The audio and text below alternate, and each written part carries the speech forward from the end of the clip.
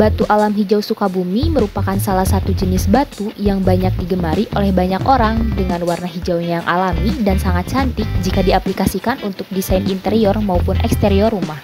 Namun, penting untuk diingat bahwa keindahan batu alam ini berasal dari proses penambangan yang dilakukan sebelumnya. Berikut proses penambangan yang dilakukan oleh pabrik batu alam hijau Sukabumi. Proses penambangan adalah tahap yang diperlukan untuk mengambil batu alam dari sumber dayanya di alam. Proses ini melibatkan penggalian atau ekstraksi batu dari lokasi penambangan yang dapat berupa pegunungan, bukit, atau daerah alam lainnya. Penggalian batu alam dilakukan dengan menggunakan mesin konstruksi berat seperti ekskavator. Ekskavator adalah alat berat yang biasanya digunakan untuk menggali, mengangkut, dan memuat material termasuk batu atau tanah dalam skala yang besar. Setelah proses penambangan, batu selanjutnya diangkut dan dibawa ke pabrik untuk menjalani proses pemotongan dengan menggunakan mesin RTM. Mesin RTM digunakan untuk memotong, membentuk, dan menghasilkan batu alam sesuai dengan kebutuhan desain dan spesifikasi yang diinginkan. Setelah melewati kedua tahap tersebut, langkah terakhir adalah mendistribusikan batu alam hijau kepada konsumen, baik di dalam negeri maupun di luar negeri. Perlu diketahui, batu alam hijau Sukabumi menjadi daya tarik di Meksiko, hingga meraup untung sampai 1 miliar. Banyak sekali yang mengaplikasikan batu alam hijau Sukabumi ini untuk lantai maupun permukaan dari kolam renang. Karena batu ini memiliki banyak kelebihan seperti tampilan yang natural dan unik, dan kelebihan lain dari batu ini yaitu dapat memberikan rasa sejuk dan menetralkan kolam renang. Baik, mari kita beralih pada aspek lingkungan yang ditimbulkan dari proses pengolahan batu alam hijau ini. Di antaranya, debu, limbah cair, suara bising mesin pemotong, dan penambangan. Mari kita membahas mengenai dampak negatif yang ditimbulkan bagi lingkungan. Nah, dampak lainnya yaitu degradasi lingkungan berupa perubahan ekstrim pada landscape alam. Yang kedua, pencemaran suara berupa suara bising yang mengganggu masyarakat. Pencemaran udara berupa debu dari mesin-mesin yang membahayakan kualitas udara.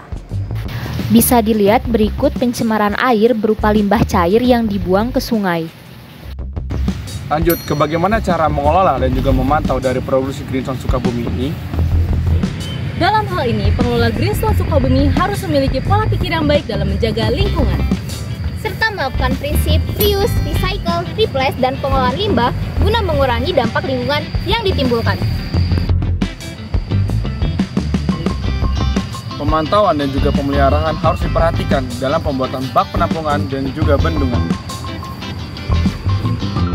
Perangkat manajemen apa yang berkaitan dengan pabrik batu alam hijau Sukabumi ini?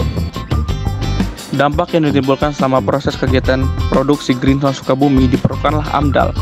AMDAL sendiri adalah suatu proses yang digunakan untuk mengevaluasi dampak lingkungan dari proyek ataupun kegiatan tertentu sebelum proyek tersebut dimulai.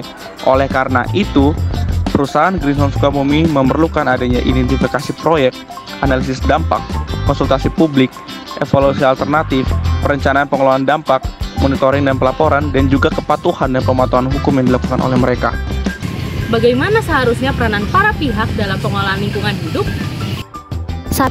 Pemerintah telah membuat peraturan perundang-undangan nomor 32 tahun 2009. 2.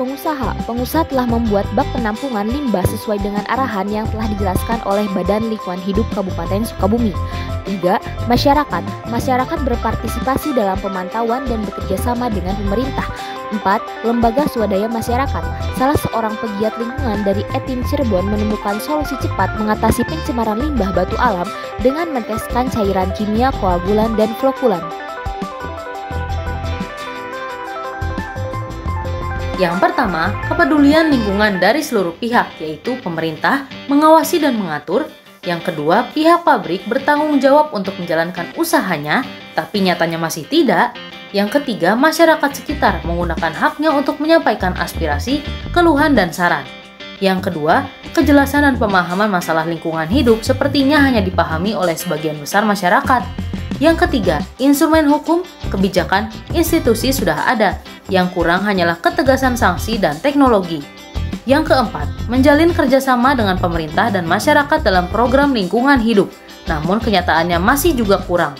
Yang terakhir, sharing risk dengan lingkungan, yang berarti memiliki izin usaha, pengawasan, pemantauan, dan evaluasi terhadap dampak lingkungan yang ditimbulkan oleh usaha pabrik. Siapa yang bertanggung jawab atas kerusakan sumber daya alam dan juga pencemaran lingkungan? Mencari siapa yang bersalah dan siapa yang mesti bertanggung jawab terhadap kerusakan lingkungan hidup bukanlah cara yang arif dan bijaksana. Semua warga masyarakat dan komponen bangsa yang lain harus memiliki kesadaran dan bersama-sama menjaga kelestarian lingkungan hidup dari ulah tangan jahil para preman dan penjahat lingkungan. Sebagai mahasiswa IPB, apa yang dapat kita perbuat? Kita sebagai mahasiswa IPB hendaknya mengadakan studi banding dan kunjungan, melakukan penelitian dan pengabdian masyarakat, mengadakan sosialisasi, edukasi, dan kampanye lingkungan hidup, mengadakan dialog, diskusi, dan konsultasi, mengadakan kerjasama, kemitraan, dan sinergi, serta mengadakan inovasi, kreativitas, dan entrepreneurship.